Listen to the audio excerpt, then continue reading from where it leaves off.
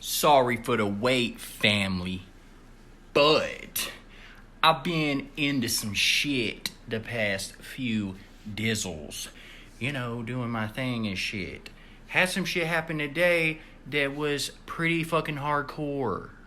So before we continue the tale of Ballin Outrageous, I gotta tell you about some bullshit that fucking happened to me today.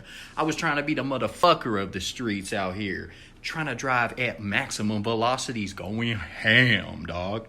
And overshot a turn by a bit.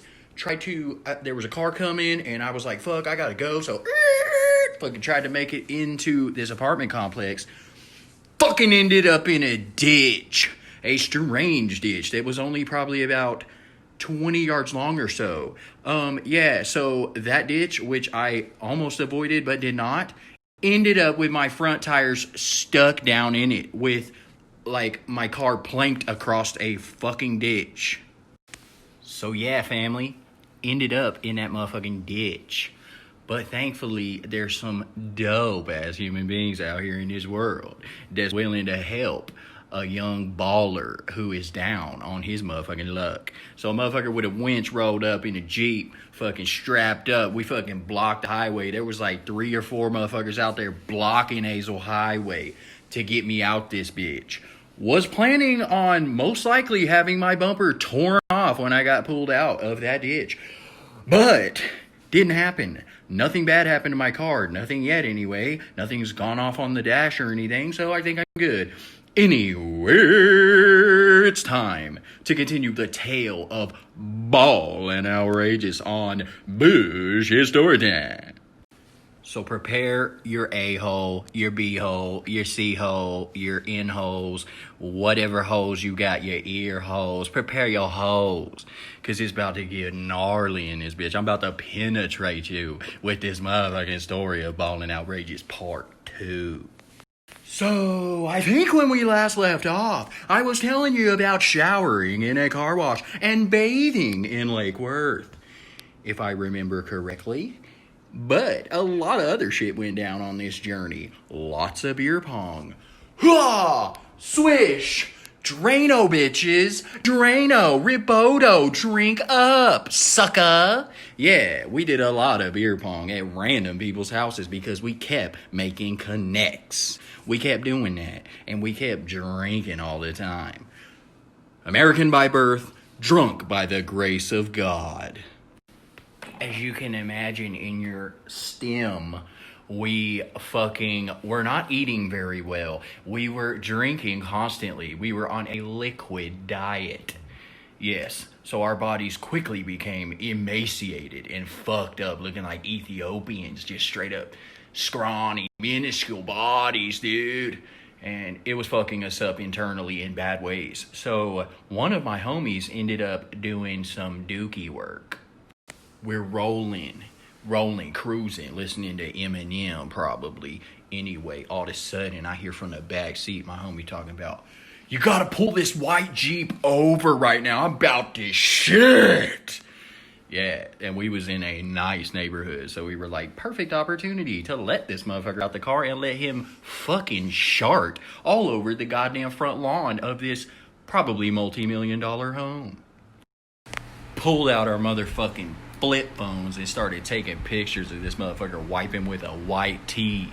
And no, these weren't solid turds coming out. This was dia, dude. Straight diarrhea coming out this motherfucker. And it was nasty as fuck.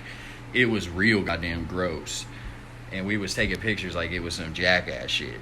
Not proud of that. That's pretty fucking nasty. But was pretty proud of the fact that he did dookie work on the front lawn of these rich motherfuckers. Anyway, we loaded up, rolled out, probably went to another party.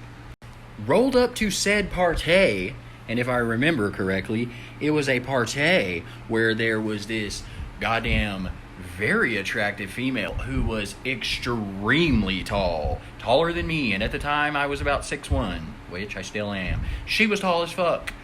Not really sure why I remember that particularly. Maybe because she was fine.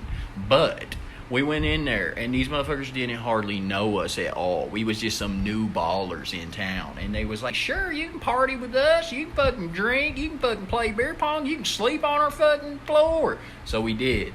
But we was like, before we leave this motherfucker, we got to get a check mark in life. And that check mark is we got to gank something, man. But we didn't take nothing of value. No. We went in the motherfucker's closet and saw a collection of none other than R.L. Stine's Goosebumps series. We were like, dude, duh, we gotta take a Goosebumps book from these motherfuckers. So we grabbed one up real quick. Night of the Living Dummy. That was the one. And if you remember that fucking little page turner right there, you just got 15 points added to your gamer score. But we made some real good connects with some real good looking ladies. Yeah. And they lived over in Highland Park, over some place over in Dallas, where Jerry Jones apparently lives. They live like right across from him. Some chick's fucking dad was a jaw surgeon, so you know they had money, cash money. They fucking had it. So we went up in that place. They was like, y'all can drink with us. We was like, oh, word? They was like, word. So we fucking drank with them, and there was a piano in there, and one of the chicks started playing beautiful piano music, making me have feelings in my body, dude. It was dope as fuck. They had an indoor swimming pool. Like it was like a saltwater pool. We got off in there and did some things. Inner course. Outer course. Of course. Shit was going down, motherfucker. Yeah. It was getting litty like a titty up in that bitch. Shit went down. Really fucking dope. One of my homies was parked in the white Jeep over near Jerry Jones's house, having sexual activities going on in that Jeep. And all of a sudden, a fucking tree branch fucking snapped off and fell right beside the Jeep, dude. Shit was ridiculous, cousin. Shit was ridiculous. He came telling us about how that fucking shit was ridiculous, and we were like, damn. I think Jerry Jones performed some kind of magical spell on the trees around his house to try to ward off people that might be out there trying to get neck and shit like that, trying to neck around out there in his neck of the woods. Apparently Jerry Jones don't play that fucking shit. No, apparently he's got the kind of money to set up animatronic trees and have them fucking snap apart and shit. Anyway, I told you that I would not shy away from the saucy bits, so I didn't. Anyway, we rolled up out of there and went on to do some more baller activities. And next, we was at a mall and we heard one of the greatest quotes I've ever heard in my life. We saw a bum sitting outside of the Auntie Anne's Pretzels or Wetzel's Pretzels or whatever the fuck they're in the mall. We went up to him, started a dialogue with homie. We ended up asking him, dude, what is it with these women? And he told us, man, these women, all they want is the dang-a-lang. All they want is the dang-a-lang. And we just fucking let that soak in and said it many, many times after that over the years. And shit, these hoes ain't loyal, I guess. They just want the dang-a-lang. We found it funny, though. So they ended up dropping me off over at the home of this one chick that looked like Shirley Temple.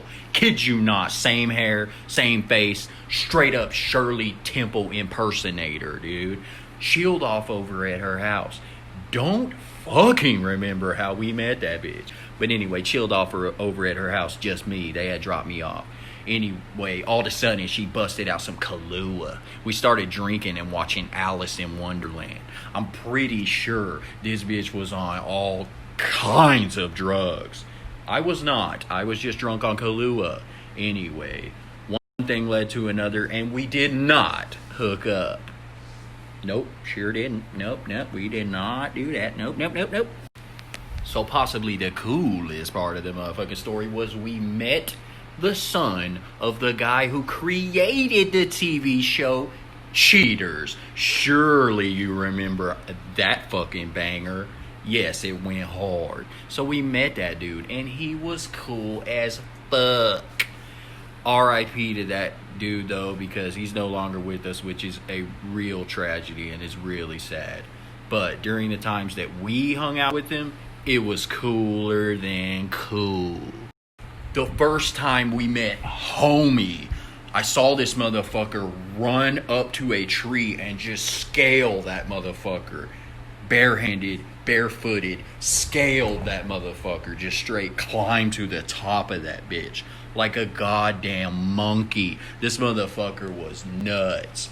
Had never met a kid as crazy and cool as this dude was. But we've reached the cliffhanger climax conclusion to part 2 of the Tale of Ballin Outrageous, because your boy got a nap, aka sleep for the night, and brainstorm up some ideas for part trace. Yes, it's coming real soon. So keep your fucking panties on and don't get them in a wad, because I'll be back with more of this shit you fucking love. I didn't change my goddamn hat position enough. God, I fucking hate myself. Anyway, this has been another episode of Bitch Story Time. Until